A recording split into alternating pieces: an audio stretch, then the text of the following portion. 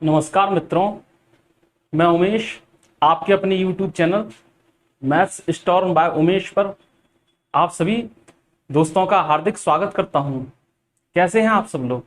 I hope कि आप सब लोग अच्छे होंगे और अपनी स्टडी पर फोकस कर रहे होंगे। तो पिछले लेक्चर में हमने कुछ सर्किल पर बेस्ड उन क्वेश्चंस को सॉल्व करना सीखा था जो कि SSC CGL, SSC CHSL, CDS, RRB NTPC, UP TET, SSC group D, SSC GD इत्यादि एग्जाम्स में पूछे गए हैं। आज उसी प्रोसेस को आगे बढ़ाते हुए हम कुछ नए क्वेश्चन सॉल्व करेंगे और आप सभी दोस्तों से मेरा विनम्र निवेदन है कि जो लोग इस समय मेरा वीडियो वॉच कर रहे हैं कि कृपया कॉपी और पेन लेकर जरूर बैठें, क्योंकि केवल वीडियो देख लेने मात्र से ही मैथ समझने में कोई आसानी नहीं होने वाली। आप लोग जब नोट्स बनाएंगे और उन नोट्स से जब स्टडी करेंगे तो आपको अच्छे से समझ में आएगा। हम यहां पर जो समझाते हैं वो आप अच्छे से नोट करते जाइए और फिर उन क्वेश्चंस की प्रैक्टिस कीजिए और आपके पास जो भी बुक अवेलेबल है उन बुक से उसी टॉपिक पर आधारित जो कि मैं यहां पर पढ़ा रहा हूं अन्य क्वेश्चन की भरपूर प्रैक्टिस कीजिए। और जो लोग पहली बार मेरे चैनल को विजिट कर रहे हैं तो उनसे मेरा नम्र निवेदन है कि प्लीज चैनल को जरूर सब्सक्राइब करें और ज़्यादा से ज़्यादा स्टूडेंट्स में शेयर करें। तो चलिए शुरू करते हैं। Let's start. फर्स्ट क्वेश्चन है हमारा कि ऐसा एक फिगर बना हुआ है,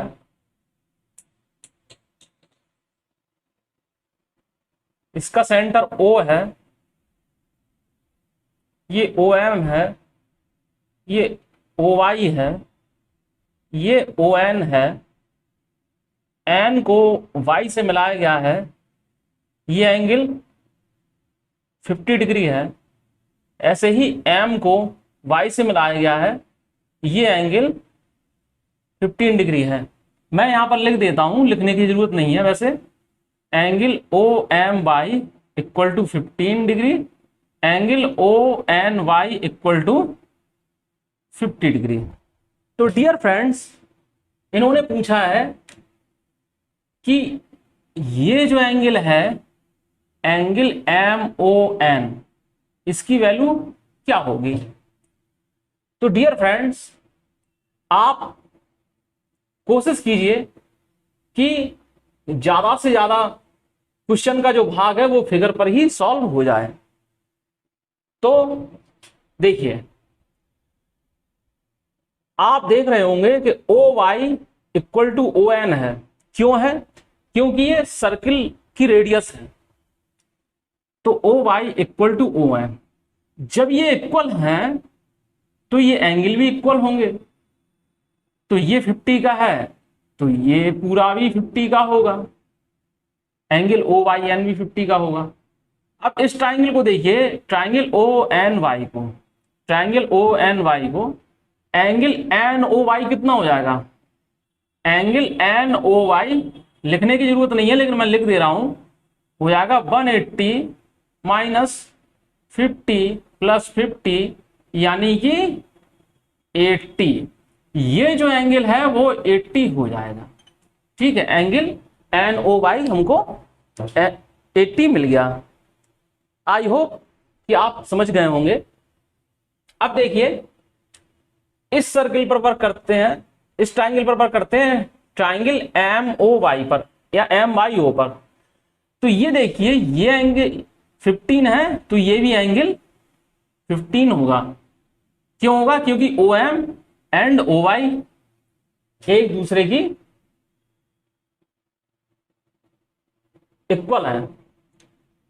तो देखिए, ट्राइंगल OMY, पूरा ट्राइंगल OMY में हम देखते हैं एंगल MOY कितना हो जाएगा? 180 नेगेटिव 15 प्लस 50 यानी कि 30, तो हो जाएगा 150।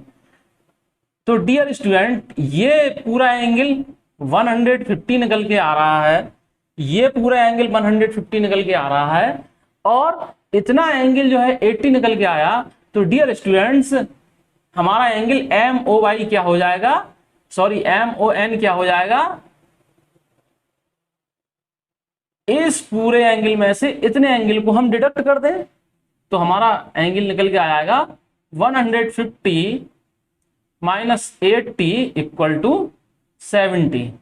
तो एंगल MON हमारा कितना आ गया? 70 डिग्री। तो डियर फ्रेंड्स, ये तो हमने आपको समझाने के लिए इतने स्टेप लिख दिए, आपको इसमें स्टेप लिखने की ही जरूरत नहीं थी। सीधी सी बात, आपको दिमाग में ही इसे सॉल्व कर लेना था। और फिगर पे देखिए, ON इक्वल टू OY है, तो ये 50 है, ये 50 है, तो उस हिसाब से ये 80 हो गया।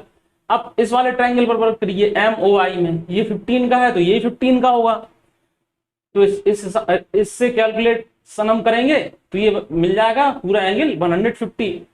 हमें निकालना है MON, तो 150 में से 80 को डिडक्ट कर देंगे तो आ जाएगा 70 डिग्री, आंसर आ जाएगा। ठीक है, ये दो सर्किल हैं, जिसमें एक बड़ा वाला सर्किल है जिसका सेंटर हम मान लेते हैं O है, और एक छोटा वाला सर्किल है, ये O' सेंटर का, और ये जो है एक दूसरे को किसी पॉइंट P पर टच कर रहे हैं। तो डियर स्टूडेंट देखिए, फिर से समझ लीजिए, O सेंटर का तो बड़ा सर्किल हो गया और O' सेंटर का हो गया छोटा सर्किल। यहां मान लेते हैं O' सेंटर का हो गया छोटा सर्किल। और क्या है, इस सर्किल को टच करती हुई बड़े सर्किल की कोई जीवा है जो इसे टच कर रही है, ऐसे गुजर रही है। ठीक है,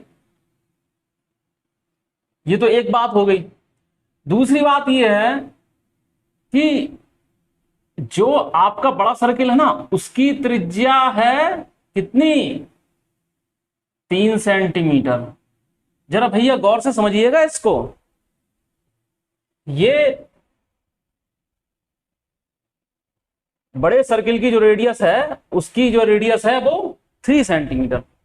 और जो छोटा सर्किल है भाई, जो छोटा सर्किल है, तो देखिए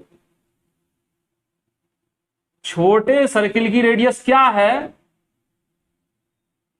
छोटे सर्किल की रेडियस है 2 सेंटीमीटर। क्या है? 2 सेंटीमीटर।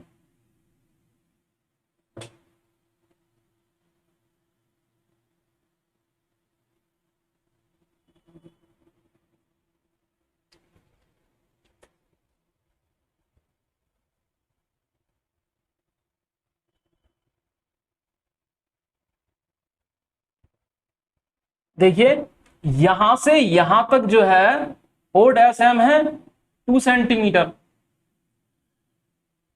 और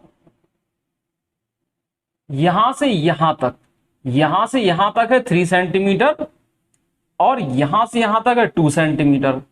तो ये जो डिस्टेंस हो जाएगी 3 - 2। क्या हो जाएगी? 3 - 2। तो ओ एम हो जाएगा 1 सेंटीमीटर। क्या हो जाएगा? 1 सेंटीमीटर। थोड़ा फिर से समझ लीजिए कि देखिए बड़े वाले सर्किल की जो त्रिज्या है वो 3 सेंटीमीटर है, तो यानी कि यहां से यहां तक की लंबाई जो है वो 3 सेंटीमीटर हो जाएगी, और छोटे सर्किल की त्रिज्या है 2 सेंटीमीटर, तो जो इतनी दूरी हो जाएगी वो 3 - 2 हो जाएगी। ठीक है, अब फाइंड क्या करना है? हमें आर एस फाइंड करना है। ये जो जीवा है ना, इसकी लंबाई फाइंड आउट करना है। तो भाई हमको अगर एम आर मिल जाए तो आर एस तो अपने आप ही मिल जाएगा। तो एम आर इक्वल टू √3 का स्क्वायर -1 का स्क्वायर, तो हो जाएगा √ यानी कि 2√2। तो आर एस इक्वल टू हो जाएगा 2 times of M R equal to 4√2। तो क्या हो जाएगा? जो जीवा की लंबाई जो पूछी गई है वो 4√2 सेंटीमीटर होगी। यही हमारा आंसर है। नेक्स्ट क्वेश्चन देखते हैं। chords P, Q and RS of a circle when produced meet a point O. If PQ equal to 6 centimeter, then what is the length of chord RS? देखिए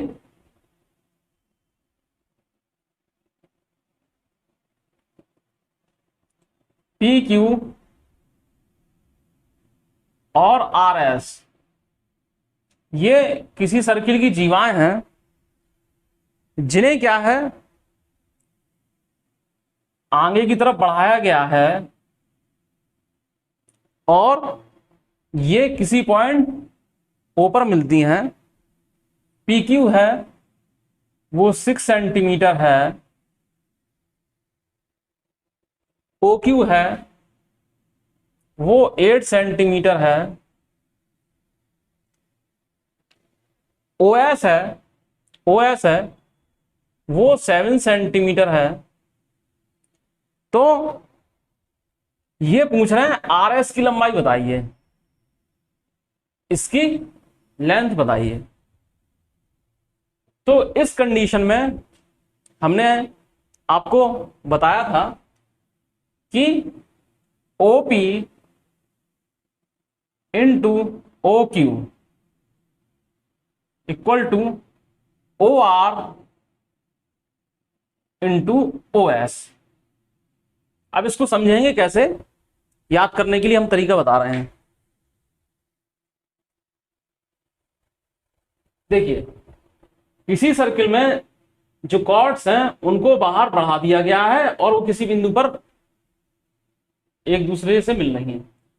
तो इस condition में क्या होता है, पहले हम कॉर्ड और जो बाहर निकला हुआ जो पोर्शन है वो पूरी लेंथ ले लेते हैं, इतनी। ठीक है, उसमें क्या है, जो आउटर पोर्शन होता है उससे मल्टीप्लाई कर देते हैं, इक्वल टू। वही प्रोसेस हम इस वाली कॉर्ड के लिए करते हैं, इस वाली साइड के लिए करते हैं कि पूरी इतनी लेंथ हम ले लेते हैं OR, और इनटू जो पोर्शन बाहर निकला हुआ है, आउटर पोर्शन है, उससे हम मल्टीप्लाई कर देते हैं। तो OP कितना हो जाएगा, 8 + 6 यानी कि 14। OQ कितना हो गया, 8 हो गया। OR कितना हो गया मालूम नहीं। तो देखिए ये तो हो जाएगा OS + RS। RS को हम अगर X मान लें तो हो जाएगा 7 + X, और OS कितना है 7। इससे क्या हो जाएगा, ये 2 टाइम्स कट जाएगा। तो देखिए ये 8 × 2 = 16, और 16 में से 7 जाएगा तो कितना हो जाएगा 9। तो ये जो है RS इक्वल टू आ जाएगा 9 सेंटीमीटर। क्या आ जाएगा फ्रेंड्स, 9 सेंटीमीटर। यही हमारा उत्तर होगा। अब दोस्तों नेक्स्ट क्वेश्चन जो है बहुत ही अच्छा क्वेश्चन है। ये इस तरीके का जो क्वेश्चन है वो कई बार पूछ दिए जाते हैं, सर्किल की ज्योमेट्री होती है उसमें ही पूछ दिए जाते हैं, और जो मेंसुरेशन होती है उसमें भी कभी कभार ऐसे क्वेश्चन आ जाते हैं, इनसे मिले जुले हुए। तो क्वेश्चन पढ़ रहे हैं और आप भी ध्यान से स्क्रीन पर क्वेश्चन को रीड कीजिए। 3 circles of radius 6 centimetre each touches other externally, then the distance of the center of the circle from the line joining the center of other 2 circle is equal to, यही हमें find out करना है। तो देखिए ये क्या है कि ये जो है 3 सर्किल हैं, इस तरीके से 3 हमारे पास कोई वृत्त हैं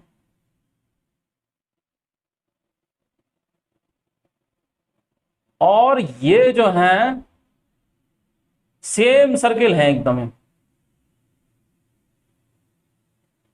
सेम सर्किल है।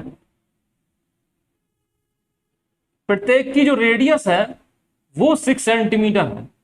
इस बात को आप समझिए, यहां से यहां तक की जो दूरी है वो क्या है 6, ऐसे ही इसकी यहां से यहां तक की जो दूरी है, यहां से यहां तक की ये 6, यहां से यहां तक की दूरी ये भी 6 और इसके सेंटर से यहां तक की दूरी ये भी 6, सभी इसमें जो है 6 हैं। ठीक है, ये मान लो कि ये इस सर्किल का सेंटर ए है, इसका M है, इसका N है, इसको मिला दो। तो ये पूछ रहे हैं कि किसी एक सर्किल का, कोई सा भी सर्किल हो, उसके सेंटर से 2 सर्किल्स जो हैं बाकी के, उनके सेंटर्स को मिलाने वाली रेखा के बीच की दूरी क्या होगी। एक बार फिर से समझ लीजिए, ये 3 सर्किल हैं जो एक दूसरे को बाह्यता स्पर्श कर रहे हैं, एक्सटर्नली एक दूसरे को टच कर रहे हैं। तो प्रत्येक की त्रिज्या भी दी है 6 सेंटीमीटर। इन्होंने पूछा यह है कि कोई सा भी सर्किल हो, उसके सेंटर की शेष 2 सर्किल की सेंटर्स की जो ज्वाइनिंग लाइन है उससे दूरी क्या होगी। तो देखिए इस कंडीशन में हम डियर स्टूडेंट्स क्या करेंगे कि इससे इस पर एक परपेंडिकुलर ड्रॉन कर देंगे।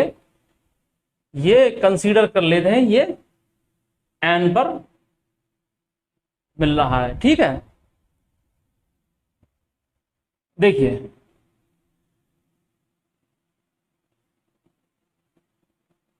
दूरी पूछी है इन्होंने ए एन, क्या पूछी है ए एन दूरी पूछी है। तो अब इसे सॉल्व करने में कोई प्रॉब्लम नहीं होना चाहिए। देखिए ए एन इक्वल टू क्या हो जाएगा, under root A B square minus A B square minus M N square. A N equal to क्या हो जाएगा, under root A B square minus M N square. तो अंडर रूट ए बी देखिए क्या हो जाएगा 6 + 6 यानी कि 12 का स्क्वायर माइनस एम एन क्या है, रेडियस हो जाएगी, एम एन क्या है, रेडियस है, यानी कि 6 का स्क्वायर। ठीक है, तो हमारा आंसर क्या होगा। देखिए ऐसे क्वेश्चन को हम कई तरीके से कैलकुलेशन को सॉल्व कर सकते हैं। तो देखिए इसको ए स्क्वायर माइनस बी स्क्वायर कर लो तो जाएगा 18 × 6, तो आंसर आपका आ जाएगा 6√3 सेंटीमीटर। जब आप इसका स्क्वायर रूट लेंगे तो आंसर आ जाएगा 6√3 सेंटीमीटर। तो डियर फ्रेंड्स, आप देख रहे होंगे कि ज्योमेट्री कोई टफ सब्जेक्ट नहीं है, ना ही ट्रायंगल टफ है और ना ही सर्किल टफ है।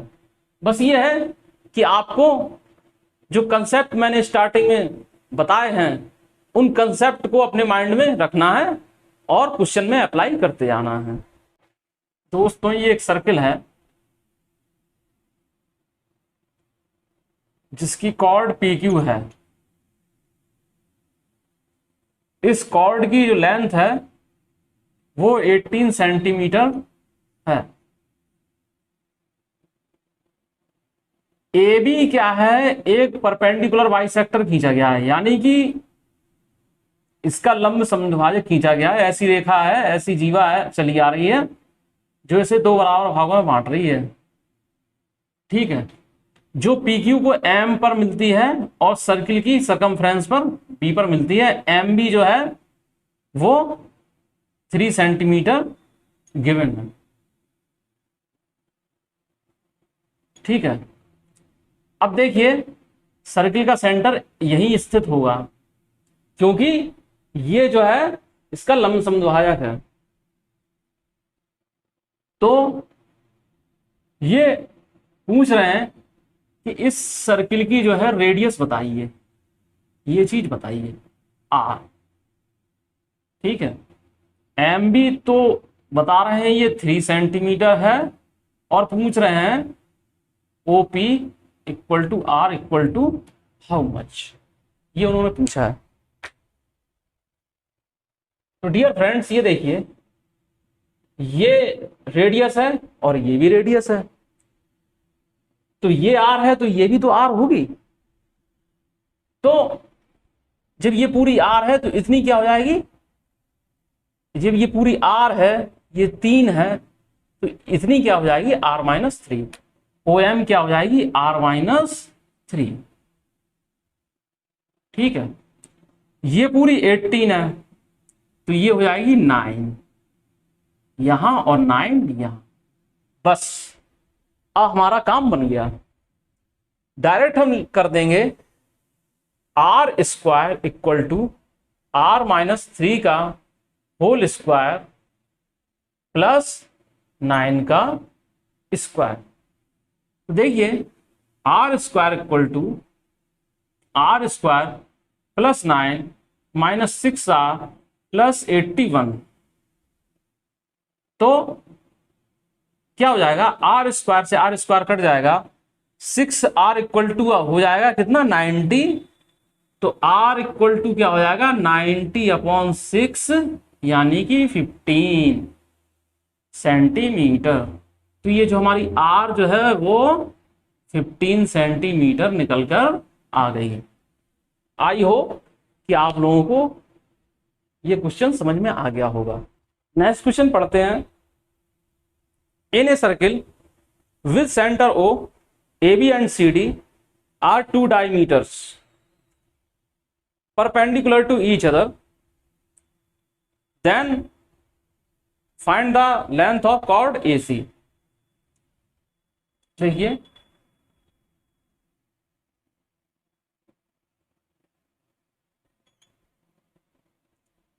ये एक सर्किल है, इसका एक डायमीटर तो ये है AB, और एक डायमीटर है ये CD। ओके, ये क्या है, एक दूसरे को 90 डिग्री के एंगल पर मिल रहे हैं। तो ये पूछ रहे हैं कि इस AC भुजा की लंबाई बताइए। तो देखिए सीधी सी बात ये है कि AC भुजा की लंबाई याद करने के लिए हमें ये हम इंटरसेक्टिंग पॉइंट को हम क्या मान लें, इसको हम O मान ले रहे हैं। ठीक है, तो हमें OA एंड OC पता होना चाहिए, तभी तो हम AC की वैल्यू निकाल पाएंगे। तो देखिए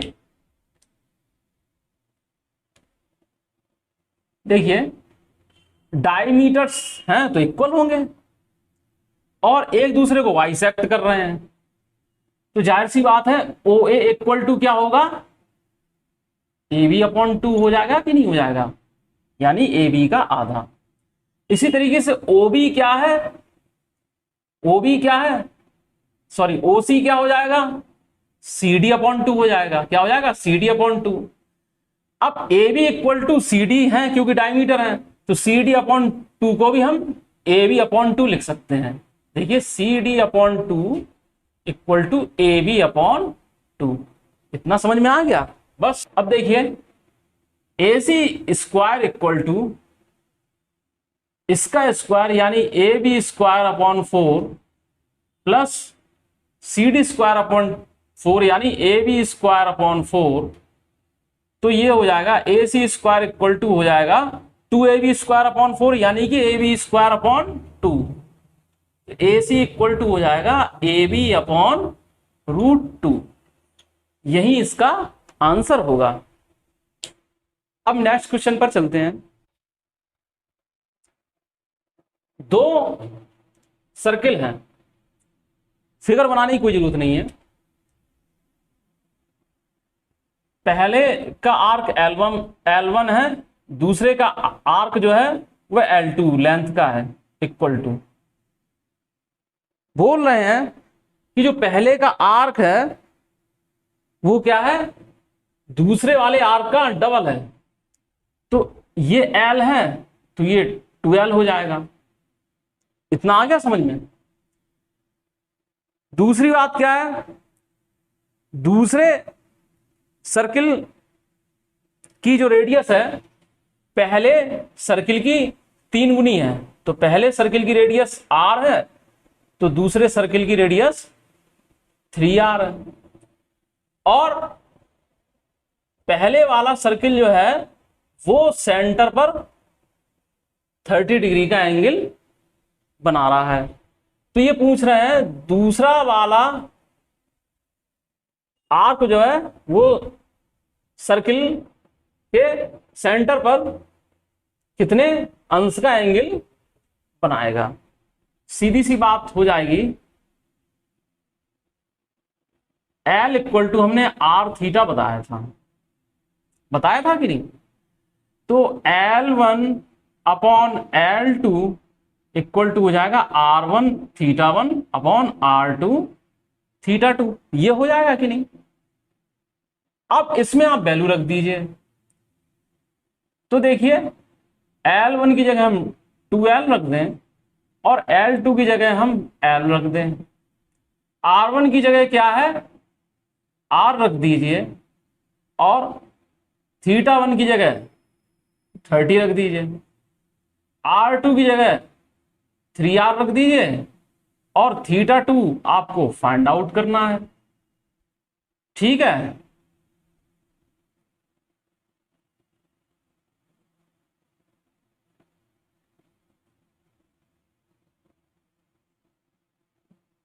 θ2 इक्वल टू मिल जाएगा 5 डिग्री। क्या मिल जाएगा, 5 डिग्री। हो गया सॉल्व। ठीक है, ये सब लिखने की जरूरत ही नहीं थी। ठीक है, आप इसको डायरेक्ट ऐसे भी कर सकते थे, हम यहीं पर सॉल्व किए दे रहे हैं कि आपको पता है कि L equal to R theta होता है। तो L1 अपॉन L2 अगर आप करते तो R1 θ1 अपॉन R2 θ2 तो आपको मालूम ही था। ठीक है, तो L1 क्या है, पहले का दुगना, तो ये L2 हो जाएगा, L1 हो जाएगा 2 और L2 1 रहेगा। ठीक है, और R1 को 1 रखेंगे, थीटा की जगह 30 रखेंगे और R2 क्या है, इसका दुगना था, तो ये θ2 हमें निकालना है। ठीक है, नहीं ये तिगना था, θ2 हमें निकालना है तो आ जाता।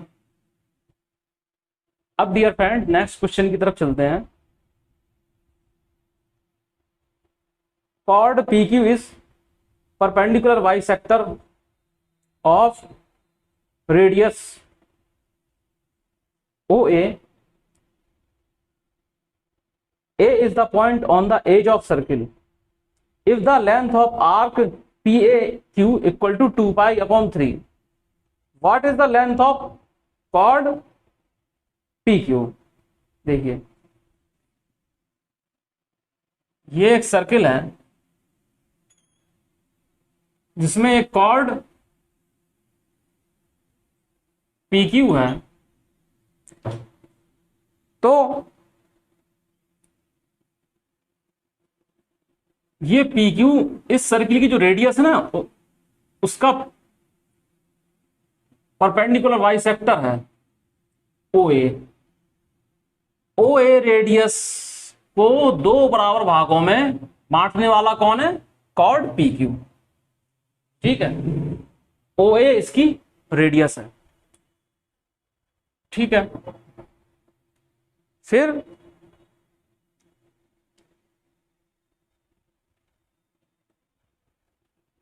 ये बोल रहे हैं इस वाले चाप की लंबाई, इस वाले चाप की जो लंबाई है, लेंथ है, वो एंगल में दे रहे हैं।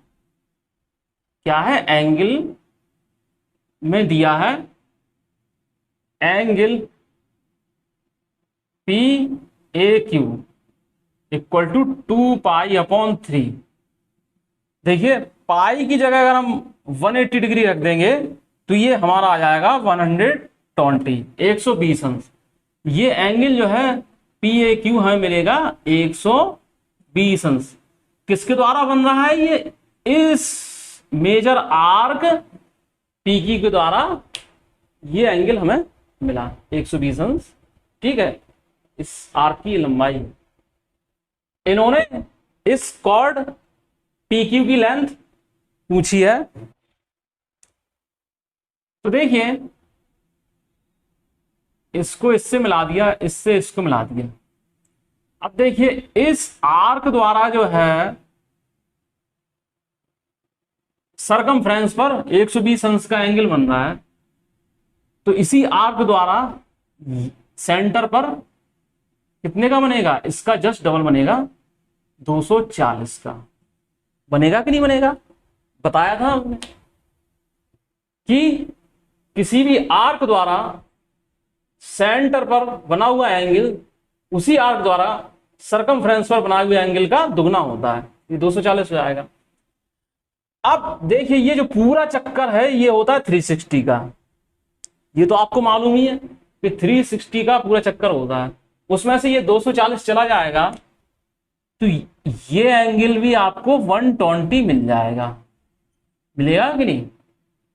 तो angle P A Q equal to angle P O Q equal to क्या हो जाएगा? 120। इतना समझ में आया फ्रेंड्स? अब देखिए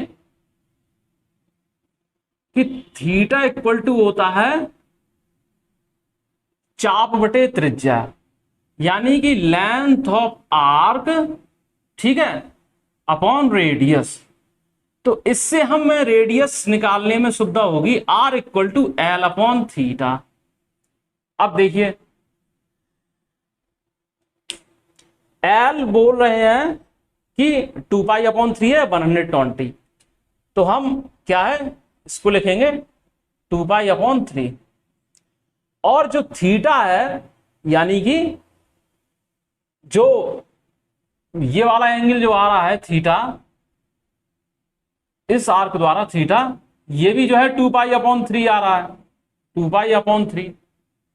तो ये कट जाएंगे आपस में, तो आर इक्वल टू 1 आ जाएगा। आर इक्वल टू क्या आ जाएगा? 1। ठीक है, आर इक्वल टू आ जाएगा 1।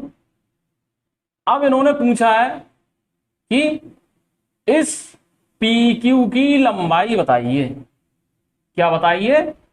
पी क्यू की लंबाई बताइए। तो देखिए डियर फ्रेंड्स, हम इस इंटरसेक्टिंग पॉइंट को n मान लेते हैं। तो ये चूंकि इस त्रिज्या को बराबर भागों में बांट रही है, इस त्रिज्या को ये कॉर्ड दो बराबर भागों में बांट रही है, तो ये 1 है, तो ये पूरी 1 होगी। तो इसका मतलब ये हाफ होगा। क्या होगा? ये हाफ होगा। O N equal to half होगा। तो हमें पी एन निकालने में सुविधा हो जाएगी। तो पी एन इक्वल टू क्या हो जाएगा? 1² माइनस हाफ स्क्वायर। तो पी एन इक्वल टू हो जाएगा 1 के वर्ग में से, या 1 में से 1/4 को घटाएंगे तो बचेगा क्या? 3/4। उसका जब अंडर रूट ले लेंगे तो बचेगा √3/2। बचेगा कि नहीं बचेगा? और पी क्यू क्या हो जाएगा? पी क्यू हो जाएगा 2 × पी एन या √3 यूनिट। ठीक है, इतना समझ में आया। पी एन इक्वल टू √3/2 और पी क्यू क्या है, पी एन का डबल हो जाएगा, तो बस √3 यूनिट हो जाएगा आंसर। थोड़ा क्वेश्चन बड़ा हो गया, इसको अब शॉर्ट में करने की कोशिश करते हैं। ठीक है, तो देखिए सीधी सी बात है, कैसे समझना है इस क्वेश्चन को हम समझा रहे हैं फिर से, कि एक सर्किल है, इसमें क्या है कि ये आर्क जो पी क्यू है वो इस पर जो है 2π/3 यानी 120 अंश का एंगल बना रहा है। दूसरी बात ये है, ये जो पी क्यू कॉर्ड है ना, ये इसको दो बराबर भागों में बांट रही है, त्रिज्या ओ ए को दो बराबर भागों में बांट रही है। तो हमें कॉर्ड पी क्यू की लंबाई ज्ञात करना है। तो हमें पता है कि थीटा इक्वल टू 4/त्रिज्या होता है, तो आर इक्वल टू L/थीटा होगा। तो L क्या है, 2π/3। अब थीटा हमें कैसे मालूम पड़ता, तो थीटा हम कौन सा लेंगे, इस आर्क द्वारा जो यहां पर जो थीटा जो बन रहा है 120, 2π/3 वो हमने ले लिया, 2π/3 2π/3 1 हो गया, तो इससे हमें रेडियस मिल गई। रेडियस जब मिल गई, अब ये क्या है, पूरी 1 है, तो ये हाफ हाफ होगी, ये हाफ हाफ होगी, तो बस ये वैल्यू पुट कर लिया, और पी क्यू जो है वो पी एन का ट्वाइस होगी।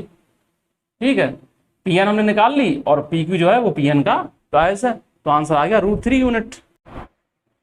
एक ऐसा एक सर्किल दिया गया है जिसमें ओ सेंटर है और ऐसे 3 पॉइंट हैं, इनको आपस में ज्वाइन किया गया है।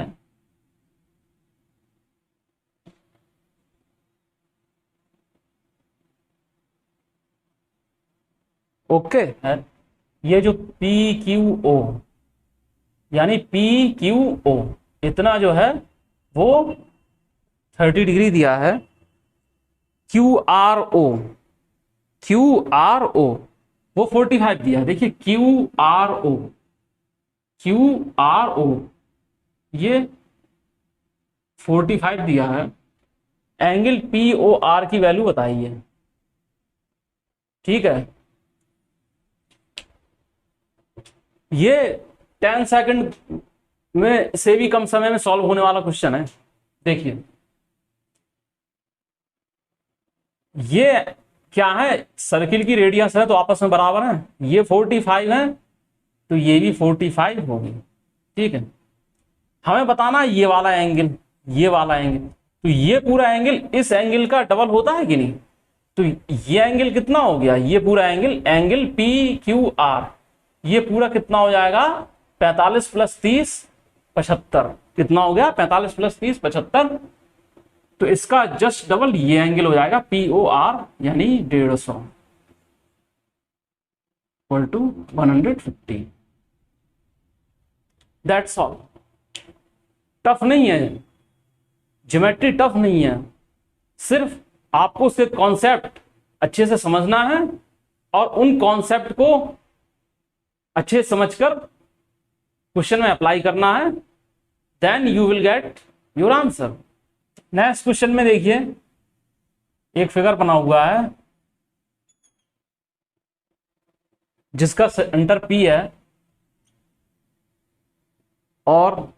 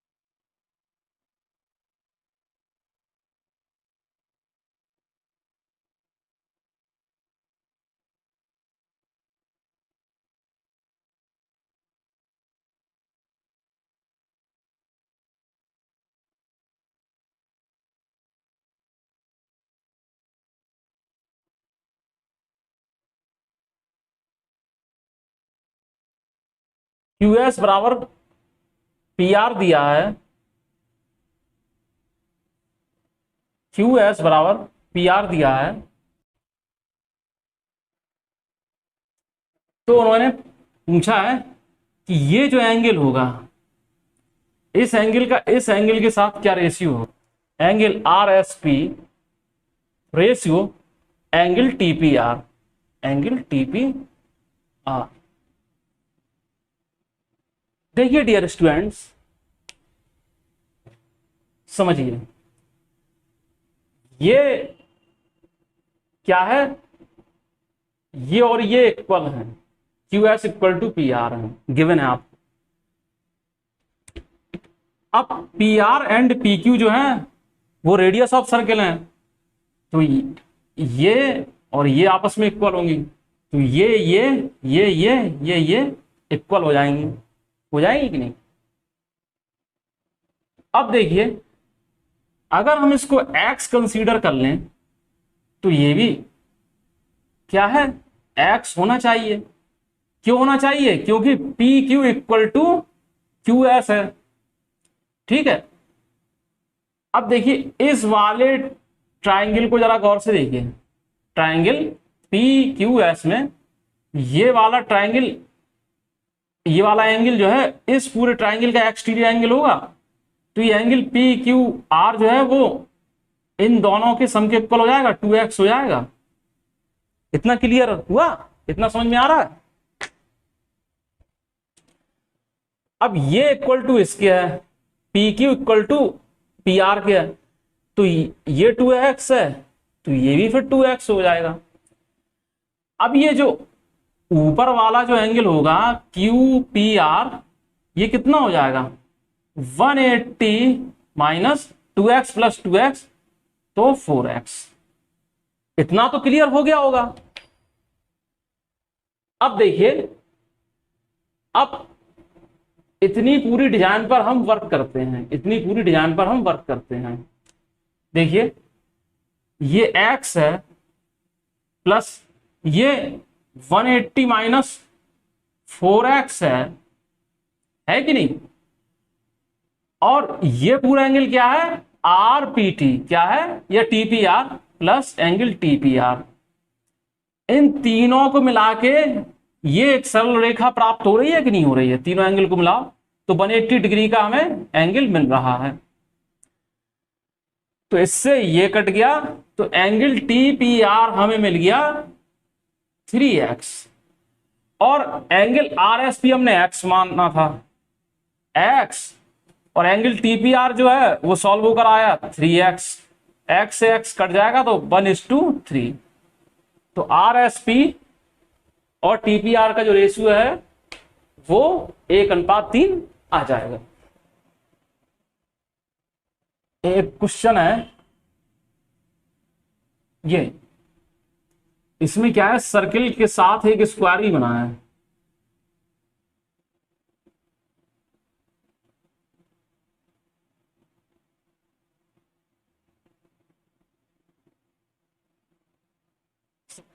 एम एन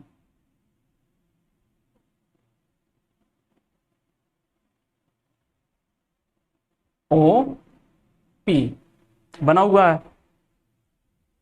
इस सर्किल का सेंटर हम मान ले रहे हैं कि सी है, यहां मान लीजिए सी है,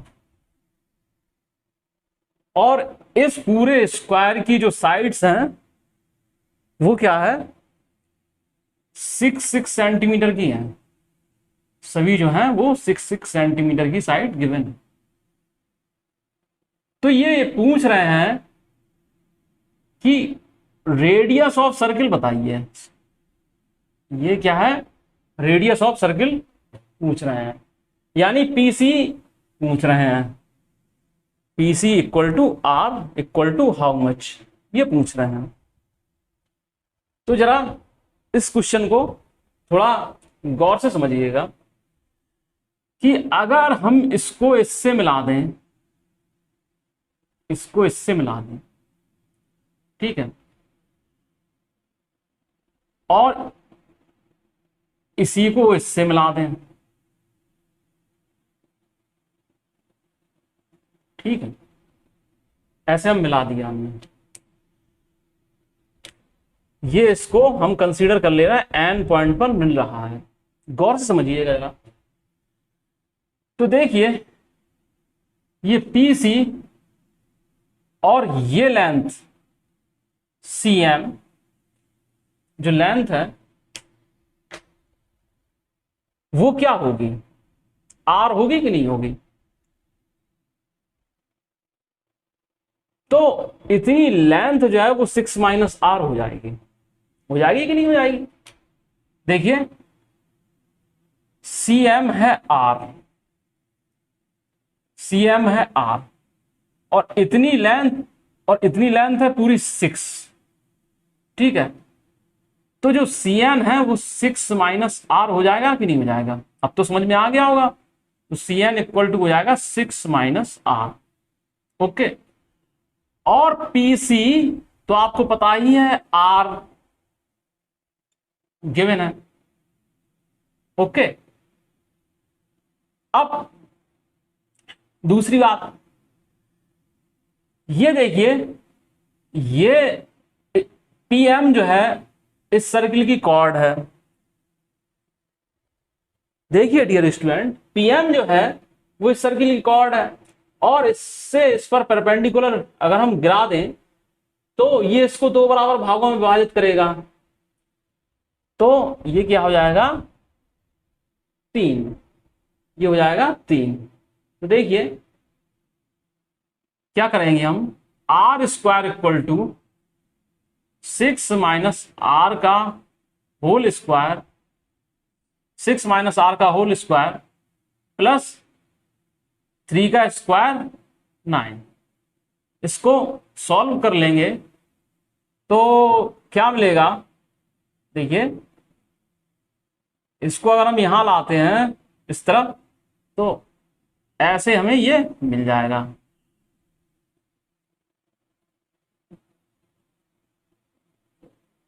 ये 6 into 2r minus 6 equal to 9।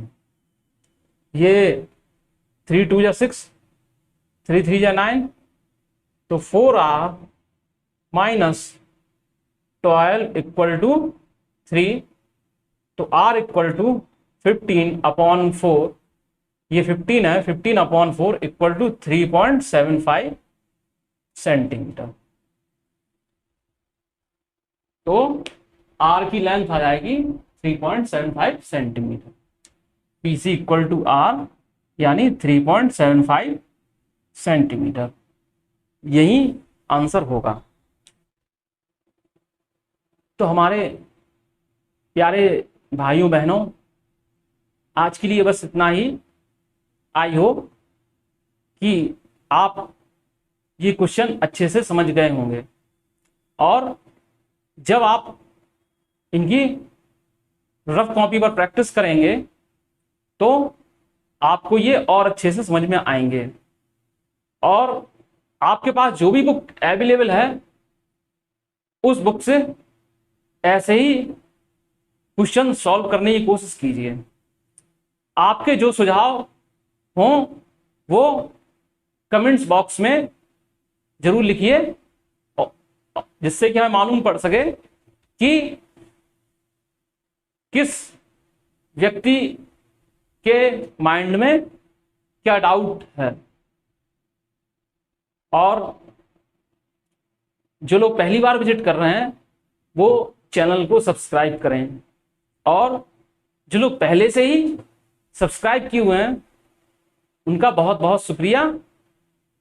वो वीडियोस को ज़्यादा से ज़्यादा स्टूडेंट में शेयर अवश्य करें, जिससे कि प्रत्येक स्टूडेंट जो एसएससी, बैंक, रेलवे इत्यादि एग्जाम्स की प्रिपरेशन कर रहा है तो उसे ये लाभ मिल सके। तो आप लोग स्वस्थ रहिए, खुश रहिए, दूसरों को भी खुश रखिए।